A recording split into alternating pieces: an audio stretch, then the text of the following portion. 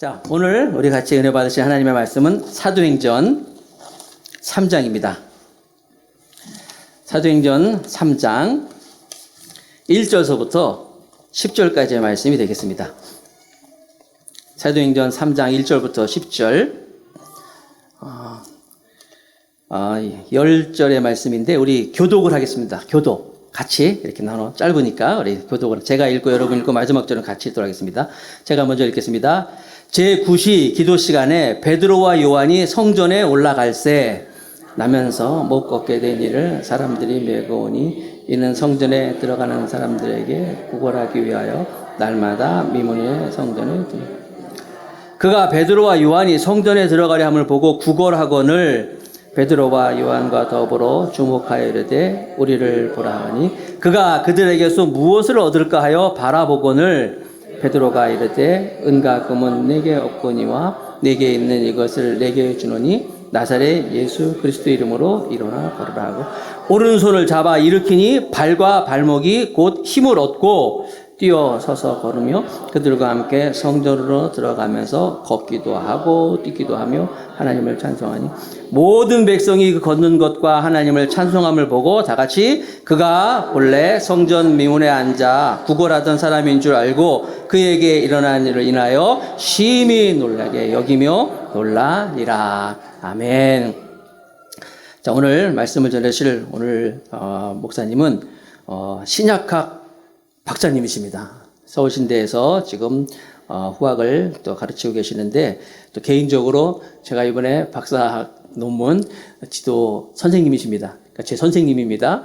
그래서 오늘 오셔가지고 말씀을 전하시는데 경력이 굉장히 많으셔요. 여러분 인터넷에 이제 목사님 성함을 이렇게 서치해 보면 많이 나와 있으니까 보시면 알 수 있는데 영국에서도 공부도 하시고 또 학위도 받으시고 1999년서부터 계속 서울신학대학에서 신약학 교수님으로 지금 계십니다.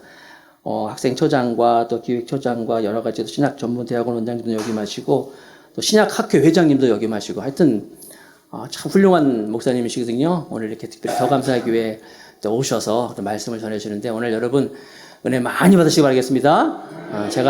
제가 말씀 강단을 웬만하면 누구한테 이렇게 준 적이 없잖아요. 제가 없을 때 딱 2번 외국 가고 오실 때만 했는데 제가 있을 때 이렇게 오신 목사님이시거든요. 오늘 여러분 수지 맞았어요. 정말 목사님 은혜 많이 받는 시간 되기를 기원하겠습니다. 자, 목사님 나오실 때 우리 할렐루야를 한번 맞이할까요? 할렐루야. 안녕하십니까. 귀한 더 감사교회 이렇게 주일 말씀 사역자로 부름받아서 여러분들과 함께 말씀의 교제를 나누게 된 것에 대해서 먼저 하나님 앞에 감사드립니다. 사랑하는 귀한 김영규 목사님, 또 사모님, 또 사랑하는 온 성도님들에게 예수 그리스도의 이름으로 문안을 드립니다. 하나님께서 허락해 주시는 놀라운 은혜와 평강이 오늘 주일 예배를 통해서 우리 모두에게 하나님의 살아계심 가운데 우리 가운데 역사하는 큰 능력이 되기를 소망합니다. 또한 우리 교회 학교 어린이들 또 청년부 또 선생님들 이번 여름 성경학교를 위해서 애쓰고 또 헌신하시는데 또 오늘 또 찬양도 너무너무 은혜로웠습니다. 제가 목사가 돼가지고 다 만족스러운데 한 가지가 늘 참 너무 내가 아쉽다 하는 게 뭐냐면 성가 대원을 못해. 그동안 고등부까지는 성가 대원을 했는데 신학생 때부터 이제 교회 가서 앞에 가서 성경 가르치고 이런 전도사 생활도 사실은 제가 군목 생활을 했기 때문에 25살에 목사 안수를 받았어요. 그러다 보니까 교회에서 앞장서서 일을 하고 설교하고 또 말씀을 선포하고 가르치고 배우고 하는 그런 입장이었기 때문에 찬양대원으로 봉사할 수 있는 기회가 이제 본의 아니게 박탈됐죠. 그래서 이제 찬양을 하시거나 또 성가대에서 놀라운 그런 영감 있는 찬양을 이렇게 봉헌하실 때 보면 막 제 심장에서 막 뭔가가 이렇게 움직여요.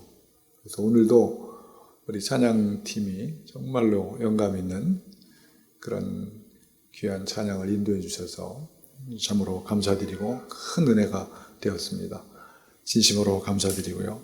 오늘 저는 우리 김영기 목사님 우리 대학원에서 박사 과정을 이제 마치시면서 박사 논문을 작성하셔야 되는데 이제 그러한 친밀한 관계 속에서 또 주일 아침 예배를 사실은 다른 설교자한테 이렇게 맡기는 것은 이건 굉장히 목사님으로서 참 위험한 일인데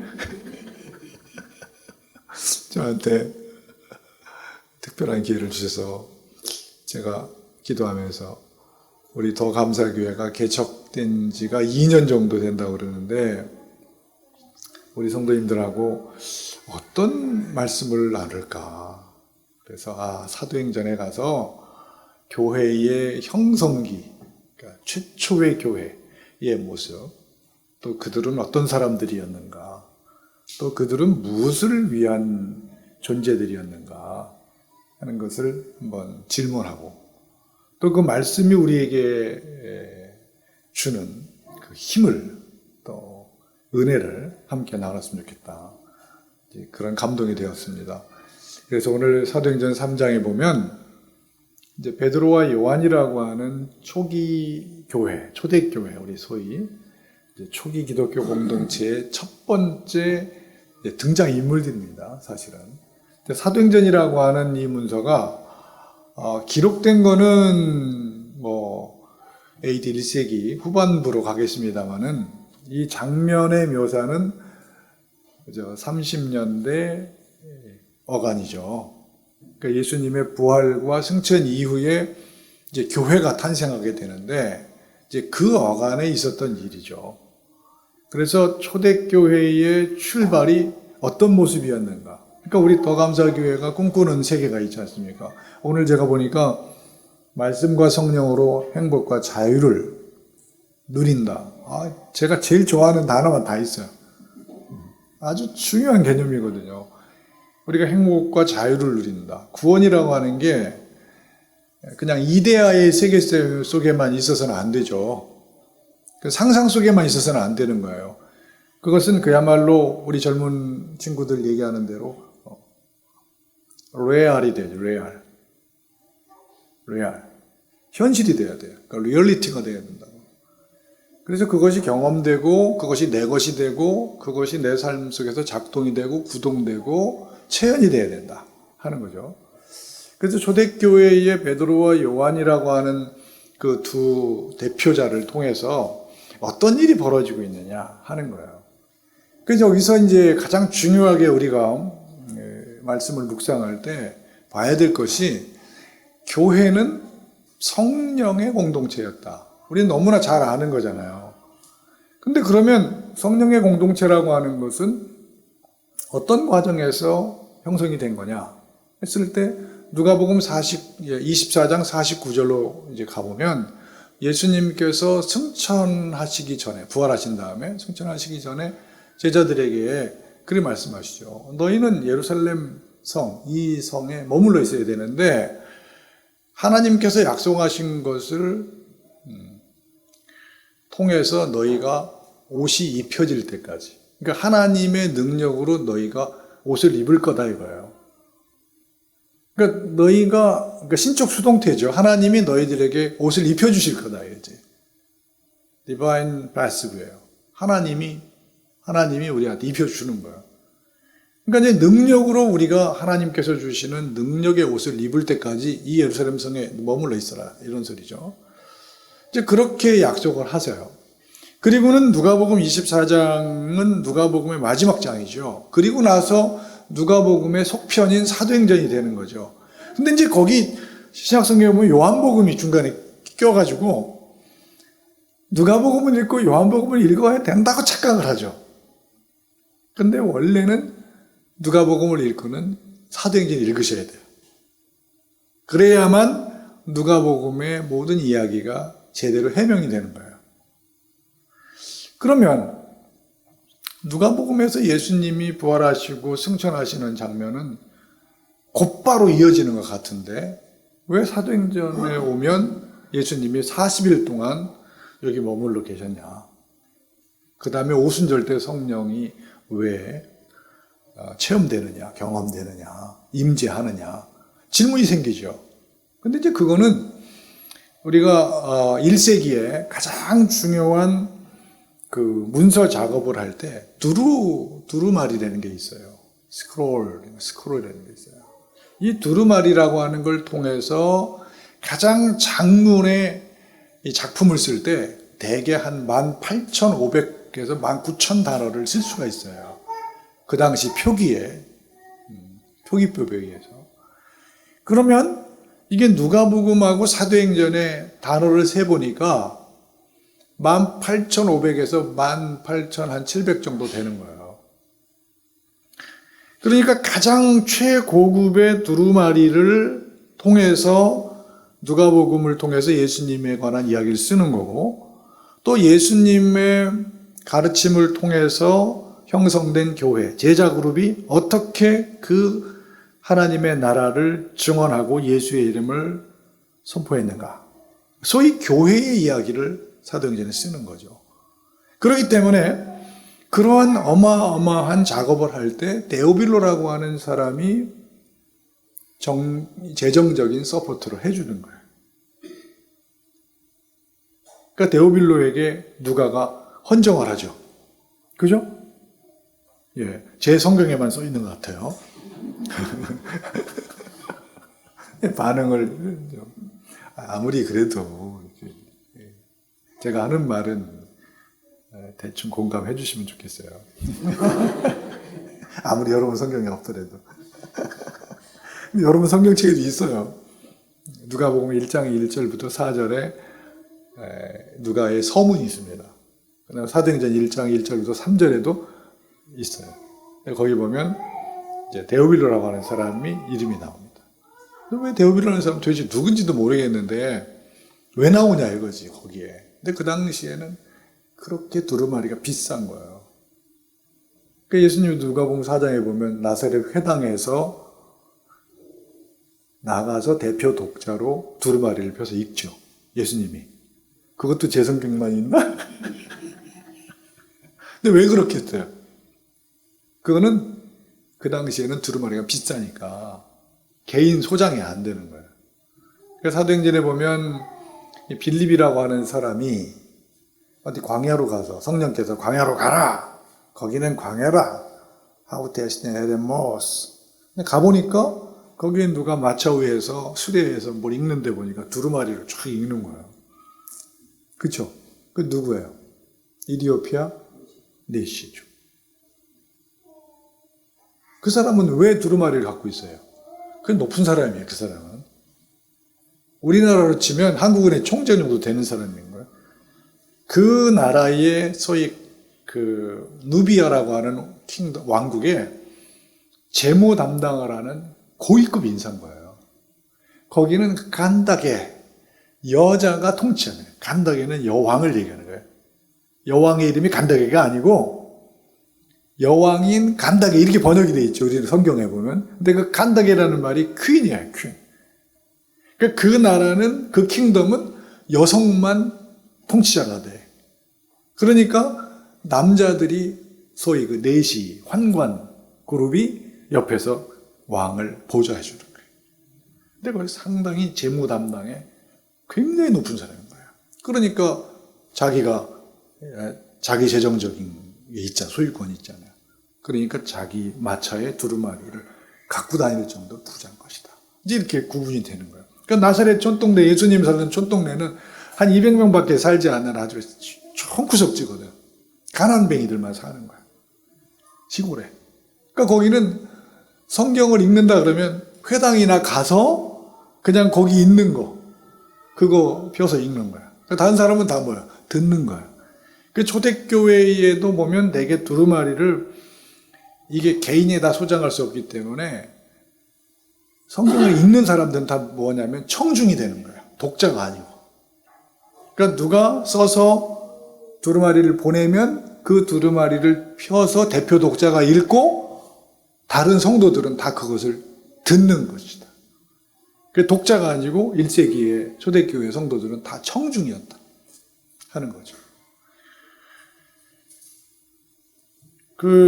제가 이제 설교가 길어질 수밖에 없는 이유는 설교가 늦게 시작됐다는 사실을 여러분 알고 있어요. 그걸 아셔야 되는 거예요. 제가 목사님하고 뭐 같은 또래이긴 합니다만은 저도 곧 환갑이 돼요. 그러면 더 감사교회 처음 왔잖아, 내가. 그러면 다음에 오려면 언제쯤 올까? 100살 넘어온다고. 그러니까 이게 내가 그냥 와서 뭐 한 10분 얘기하고는 설교하고 갈 수는 없죠. 처음 왔는데.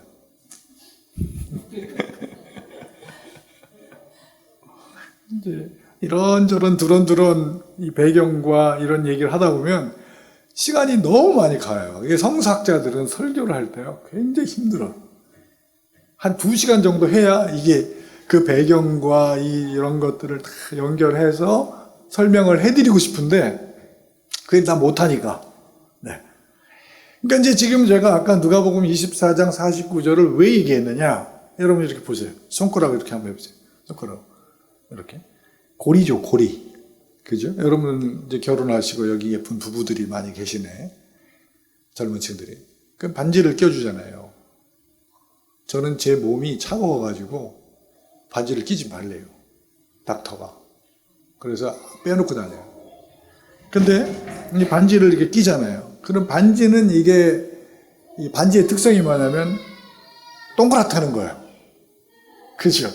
예를 들면 그게 좀 끊어졌다 그러면 반지 아니죠. 그냥 백금이든지 금이든지 동이든지 구리든지 은이든지 이런 거죠. 그죠? 그게 고리라고 할 때는 그 반지라고 할 때는 그게 뭐냐? 링이에요. 그러니까 이제 모든 하나님의 말씀도 다 이렇게 고리 구조로 돼 있어요. 다 연결이 돼 있다고. 이렇게. 끊어지면 아무것도 안 해요. 그러니까 누가복음 24장에서 예수님이 너희가 이 성에 머물러 있어야 된다. 그리고 났더니 그게 사도행전에 와보니까 그거의 속편에 와보니까 예루살렘에 모여서 기도할 때에 이 사람들에게 하나님께서 능력으로 강하게 임재하신 거예요. 그렇기 때문에 그게 이제 교회의 형성이 되는 거예요. 그러니까 초대교회가 그렇게 형성이 돼요. 그러니까 교회는 이거는 뭐 두말할 것도 없이 성령의 임재를 경험한 사람들의 집합이야. 그러니까 성령이 뭐냐 했더니 누가복음 24장 49절에 보니까 위로부터 오는 능력인 거예요. 위로부터 오는 능력. 그래서 이제 야콥 예르벨이라고 하는 사도행전을 깊이 연구하는 누가 신학자인데, 그러니까 사도행전에서 누가 신학에서 성령은 임퍼스널하다 이렇게까지 얘기되어 있어요. 사도행전에서의 성령은 능력이 강조되다 보니까 비인격적이다 할 정도로 그렇게 아주 이 능력이라고 하는 이 부분에 대해서 가장 강력하게 이렇게 설명해 주는 것이 누가복음하고 사도행전인 거예요. 그러니까 하나님의 그 임재가 그러니까 파워를 통해서, 그러니까 디나미스 그러죠? 우리가 다이나마이트 뭐 그러는데 다이나마이트가 이제 디나미스에서 나왔다고 그러는데 사실은 그거는 단면만 얘기할 수 있는 거예요. 다이나마이트는 폭발력은 있어요. 근데 부드럽게 감싸는 사랑의 은사는 없죠.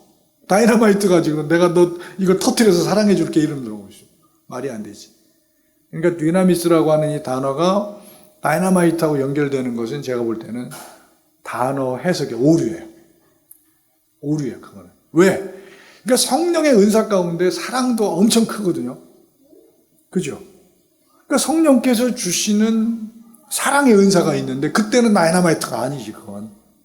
그건 부드럽고 감싸고 용납하고 격려하고 칭찬하고 세워주고 환대하고 중보하고 그런 거죠.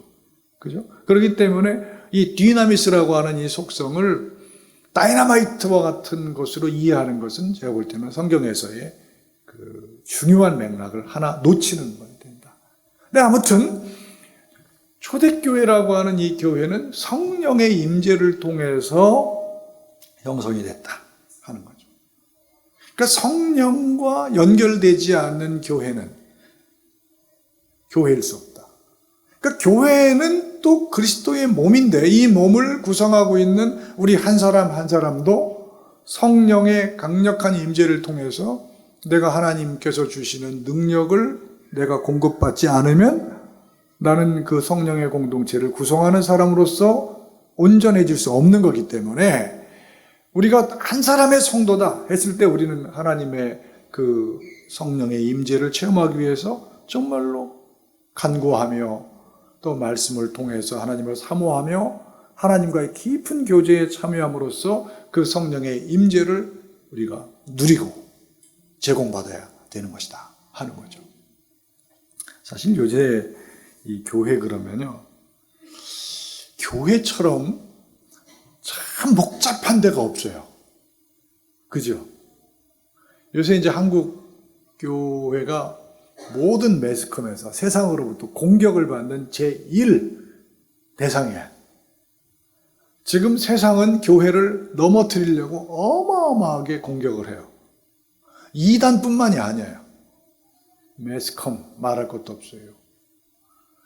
반기독교적인 세력들이 기독교에 대해서 어마어마한 공격을 가하고 있어요. 그러면 우리는 이 교회를 어떻게 세워나갈 거냐라고 하는 거예요. 저는 그 보스턴 대학의 이 전도학자인 아주 유명한 브라이언 스톤이라고 하는 분이 이런 얘기를 했어요. 오늘날 교회가 할 수 있는 가장 복음적인 것은 바로 교회가 되는 것이다. 그랬어요. 이 말이 굉장히 도발적으로 들려요. 그러니까 오늘날 교회가 할 수 있는 가장 복음적인 것은 바로 교회가 되는 것이다. 다시 말하면 이것은 성령의 인도하심을 따라 예배, 용서, 환대, 공유와 같은 핵심적 실천을 행함으로써 이 세상의 새로운 대안을 제시하며 아주 독특한 사람들의 모임인 그리스도의 몸을 형성하는 것이다. 여러분, 교회가 뭐죠? 저는 제가 이 신약 성경을 가르치는 선생으로서 학생들한테 그런 얘기를 많이 해요. 여러분, 주체사상. 어제도 TV에 보니까, 어디에 보니까 독일의 어떤 분이 평양에 가서 평양의 거리서부터 뭐 사람들한테 설명 듣고 박물관 가고 뭐 매스게임 같은 거 본 거 다 해가지고 어떻게 녹화를 해가지고 그걸 갖고 와가지고 이제 보여주는 그 필름을 어제 TV에서 하더라고. 어느 채널인가. 근데 북한에서 어떤 가이드가 그래요. 영어를 아주 썩 잘하더라고. 그 여성이 막 당신은 뭐 유럽에서 왔는데 뭐 종교가 있으니까 뭐 있다고. 난 예수 믿는다 이렇게. 예수 믿는다 그랬더니 이 사람은 우리는 사람을 믿는다. 우리는 주체사상을 믿는다. 주체사상은 우리에게 종교다. 딱! 북한 여성이 그렇게 정확하게 영어로 말을 하더라고요. 여러분들, 주체사상을 갖고 있는 사람들은 매우 주체적이에요. 여러분, 칼 막스라고 하는 소위 우리가 뭐 유물론이다, 물질주의 얘기 많이 배웠잖아요, 옛날에. 중고등학교 다닐 때. 막시즘 얘기하잖아요. 마르크스, 레닌 사상 얘기하고, 공산주의의 아주 중심 사상. 여러분, 막시스트들이 가장 중요하게 생각하는 게 뭐예요? 이념이에요, 이념. 자기들이 생각하고 있는 그 유물사관에 대해서 절대 철두철미 그걸 고수하고 있는 거예요. 그러면 교회는 뭐 하는 데냐 이거죠. 저는 그걸 질문하고 싶다는 거예요.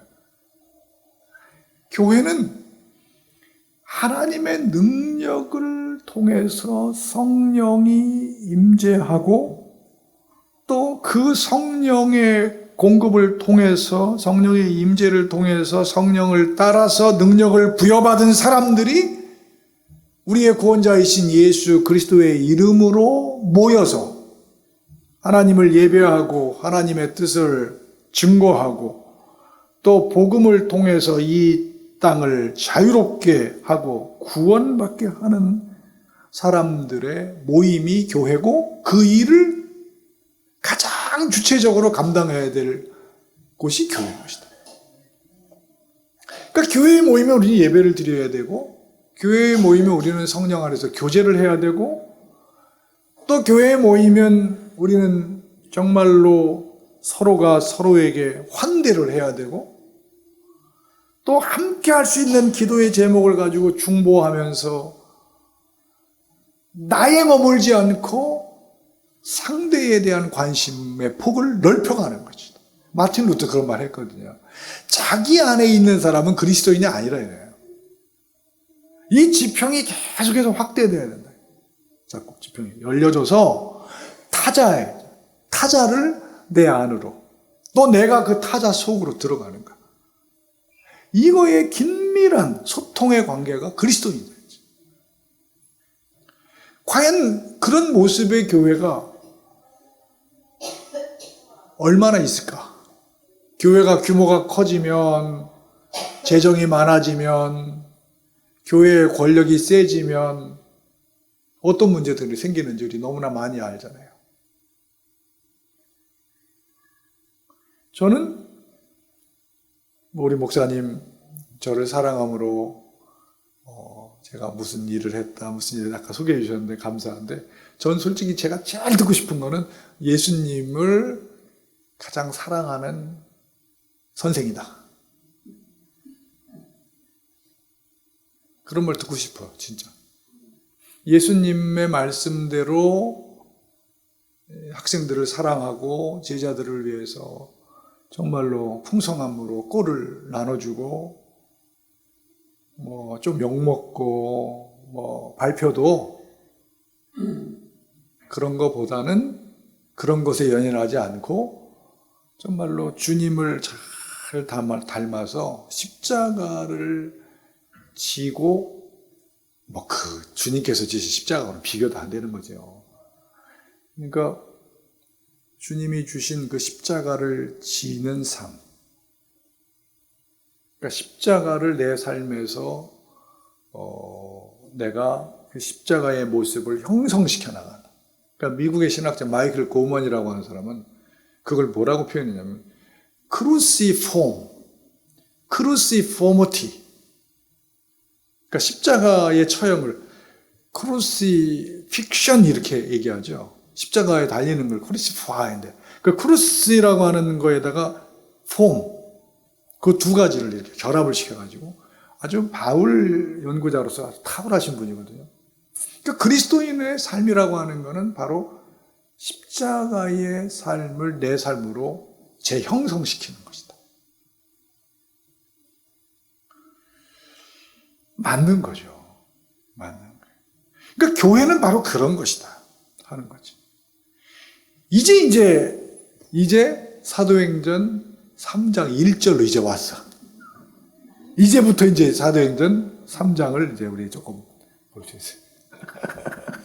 큰일 났네. 큰일 났어. 여러분, 초대교회는요, 가장 중요하게 경쟁적으로 앞에 서 있는 세력이 누구냐면 유대교회예요. 그죠? 유대인들. 예수님 유대인들이 공격하죠. 그죠? 바울이 복음을 전할 때 누가 가장 공격해요? 유대인들이에요. 그죠? 그런데 초대교회는 항상 그들의 앞에 카운터파트가 누구냐면 유대교회예요. 오늘도 보면, 장면에 보면 베드로와 요한이 성전으로 기도하러 갔다. 그럼 왜 교회로 안 가고 성전으로 갔지? 그런 생각을 하게 될 거예요, 여러분들. 근데 초대교회의 형성기에는 유대교하고 기독교하고 완전히 날카롭게 구분이 안 돼 있었어요. 그때만 해도. 서로 함께 할 수 있는 그런 집합으로 생각을 했어요. 근데 이게 어느 순간에 이렇게 나뉘게 돼요. 나눠지게 돼. 근데 그거는 역사적으로 몇 월 며칠 날 무슨 조약을 맺어가지고 이렇게, 우리 결별합시다, 이런 건 아니에요. 그러니까 유대인들이 이제 이 소위 18개의 기도문이 있는데, 그 기도문 중에 이제 하나가 뭐가 있냐면, 나사렛 이단들을 비롯해서 이 우리하고 다른 것들을 믿고 다른 부분에 속해 있는 사람들은 이 땅에서 하나님, 야훼 하나님이죠, 멸절시켜 주십시오, 이런 기도문을 하루에 몇 번씩 하는 거야. 회당에 모여가지고. 그러면 그 소리를 그 옆에 들어야 되잖아요. 그리고 같이 못 읽는 거죠. 그래서 쉐몬의 에스레라고 하는 18개 기도문 중에 12번째 기도문이 바로 그 기도문이 있었죠. 아무튼 그래 되는데, 그러니까 베드로와 요한이 성전에 기도하러 갈 때만 해도 유대교와 기독교는 그저 날카롭게 구분되지 않았다 이거죠. 근데 기도하러 가는데, 그러니까 성전이라고 하는 모습을 여러분 한번, 예루살렘 성전, 거대한 성전이 있다고 생각하고, 이제 예수님 승천하시고 이제 성령 받아가지고 이제 처음 스타트하는 그리스도인들의 모습을 비교해보면 비교가 안 되죠. 예루살렘 성전 공동체는 엄청난 거죠. 그렇죠? 유대교 여러분들 어마어마하잖아요. 지금도 유대인들 전 세계에서 몇 프로, 0. 몇 프로밖에 안 되지만 전 세계를 들었다 놨다 하는 사람들 중에 유대인들 많지 않습니까? 그걸 한번 상상해 보세요.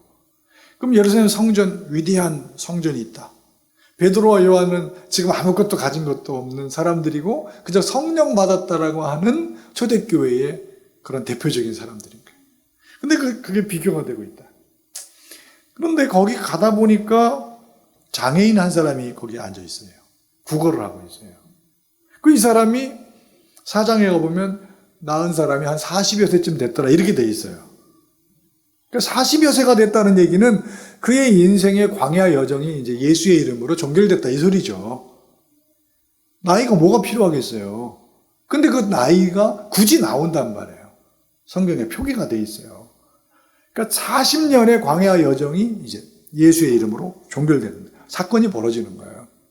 근데 이 사람이 광야가 아니고 이 구걸하기 위해서 성전 앞에 성전으로 가는 그 문 앞에 앉아 있는 거예요.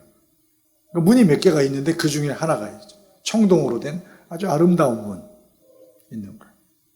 그리고 거기에 들어가다가 보니까 이 사람을 이제 만나게 되는 거죠. 그럼 결국 이게 무슨 얘기가 되냐면 이 사람의 40여 년의 인생 여정 동안에 유대교의 성전 당국자들은 그에게 해방과 자유를, 행복과 자유를 누릴 수 있도록 제공해 주지 못한 것이, 이게 비교가 되는 거예요.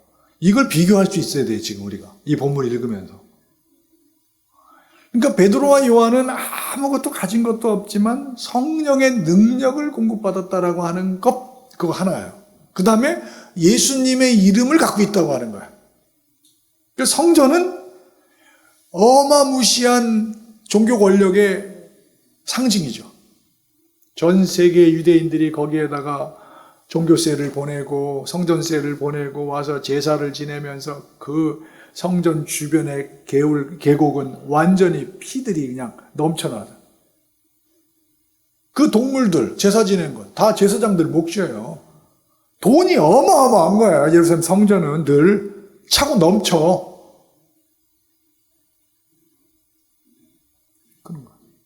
근데 이 사람이 왜 성전에 들어가지 못하고 왜 성전 앞에만 앉아 있어요? 구걸만 합니까?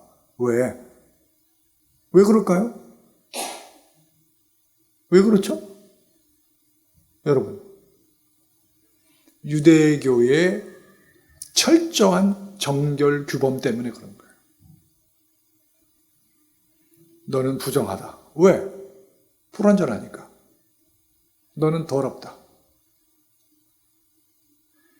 규범에 의해서 그 경계선을 넘지 못하는 거예요.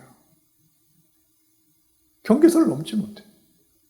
근데 그때에 베드로와 요한이라고 하는 소위 성령의 사람들이 그 성령의 임재 체험을 통해서 하늘의 능력을 공급받아 예수의 이름으로 말미암아 구원과 자유와 해방을 선포할 수 있는 초대교회의 대표적인 소위 기독교의 모습이 바로 이런 거다 하는 거예요. 그러니까 예수의 이름을 통해서 그 눌린 자, 자유가 없는 자, 불편한 자, 그에게 예수의 이름을 통해서 그로 하여금 자유와 해방과 구원을 경험하게 한다. 바로 이게 성령의 임재 체험이라는 사도행 2장이에요. 성령 받은 공동체가 첫 번째 한 사역이 뭐냐면 생명을 살리는 거고, 부자유한 사람을 자유롭게 하는 거고, 인생의 모토가 불완전했던 사람을 완전하게 하는 것이고, 그로 하여금 주님을 마음껏 찬양할 수 있도록. 여러분, 이 사람이 발과 발목에 힘을 얻어서 성전으로 들어가서 여러분 경계선이 허물어지는 거예요. 여러분, 예수님께 십자가를 지실 때 성전 휘장이 위로부터 아래로 쫙 찢어지죠. 그래서 기스마, 그죠? 쫙 뭐예요? 만민을 구원하시고자 하는 하나님의 놀라우신 은혜인 거예요. 저는 오늘 여러분들에게 이 말씀을 통해서 우리 더 감사교회가 예수 그리스도의 이름으로 모인 공동체이고, 또 성령의 능력을 체험한 공동체이고, 그렇기 때문에 초대교회의 모습을 본받아서 그 경계선을 허무는, 그래서 모든 이들에게 예수 그리스도를 통해서 주시는 하나님의 그 자유와 행복과 구원을 넉넉하게 선포하고 증거하고 또 그것을 전달하고 제공하는, 그래서 하나님으로부터 정말로 칭찬을 듣는 그런 위대한 신앙 공동체로서, 위대한 그리스도인들로서 하나님의 정말로 구원에 속한 그런 신앙의 미덕을 체험하는 여러분 모두가 되시기를 주님의 이름으로 축복합니다. 우리가 성령 받으면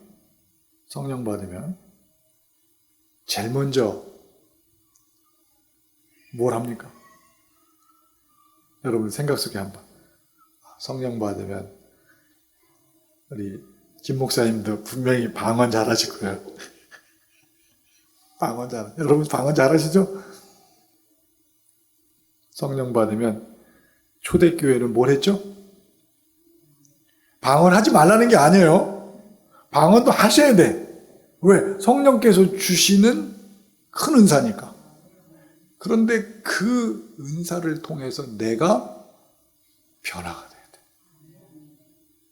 베드로, 요한 옛날에 별로였었어요. 예수님 따라다닐 때 별로였었어요, 이 사람들. 근데 성령의 능력을 공급받으니까 위대한 인물이 된 거예요. 우리는 다 위대한 사람이에요. 하나님이 여러분 한 사람 한 사람을 정말 위대한 인물로 세우셔요. 그렇게 변화되는 거라. 근데 그 변화가 나에게 와서 정지되면 안 된다 이 소리지. 내 삶을 통해서, 내 일터를 통해서, 내가 하는 복음적인 전도를 통해서 변화를 유도하고 변화를 만들어 가야 되는 거예요. 그게 우리의 미션이에요. 그걸 우리가 선교적 삶이라고 그래요. 미셔널 라이프. 우리의 삶을 통해서 그러한 것이 늘 구체적으로 드러나야 돼. 가정에서도 마찬가지고, 부부간에도 마찬가지고, 자녀들하고 마찬가지야. 제일 이해 안 되는 것 중에 하나가 그거 아니에요. 교회 가서 예배 막 열심히 드리고 막 성경 많이 읽고 은혜 받는데 아침에 일어나가지고 남편 보고 밥에 먹고 가라고. 그 남편은 제 와이프 보고 당신이 애 보는 거 당신 일이지. 이런 거는 사실은 내가 볼 때는 미셔널 라이프 아니에요. 서로가 협력해야 돼. 서로가. 자기가 할 수 있는 것을 최선을 다해서 섬길 수 있어야 돼. 저는 학교에서도 그래요. 학생들이나 우리 교직원, 교수님, 직원 선생님 보면 나는 헬로 먼저 해. 안녕하시냐고. 너 멋있다. 오늘 너무 멋있다. 먼저 해요. 왜 그럴까요? 기다리기가 너무 지쳐. 기다리는 게 너무 지쳐. 왜? 하나님이 나에게 주신 능력은 뭐냐면 그렇게 관심을 표명하라는 힘을 주셨어요. 그럼 먼저 하는 거야. 그 학생들이 깜짝 놀라요. 선생님이 먼저 관심 써주니까. 우리 신학대학원에서 공부하신 우리 전도사님 계시네. 박 전도사님. 반갑습니다. 여러분, 전 긴장 많이 하셨을 텐데 그만할게요. 그만할게요. 여러분들 성경을 읽는 가장 중요한 방법 중에 하나가 순서대로 읽어라. 점프하지 말고 천천히 이렇게 읽어서 성경이 내 삶 속에 들어올 수 있도록 나의 문을, 심령의 문을 활짝 열고 그 말씀을 차근차근. 요즘에 드라마 바이블이라고 있어요. 그 앱스토어에 가시면 드라마 바이블, 빌 황이라고 하는 우리 미국에서 사시는 한국 분이세요. 장로님이신데 아주 굉장히 이 돈을 많이 버셨다고 그래요. 그 장로님이 20억인가를 들여가지고 그거를 전 세계 한국인들을 위해서 무료로 개방해 준 거예요. 드라마 바이블. 여러분 항상 들으시라고. 너무너무 좋아요. 최고의 성우들 다 자기가 페이하고 그래서 그걸 만들었어요. 드라마 바이블.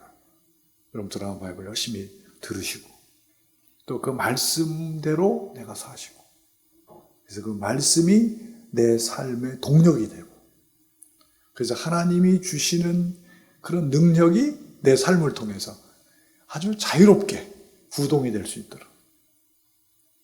그 사람이 어떤 사람이다? 그 사람이 그리스도인이다.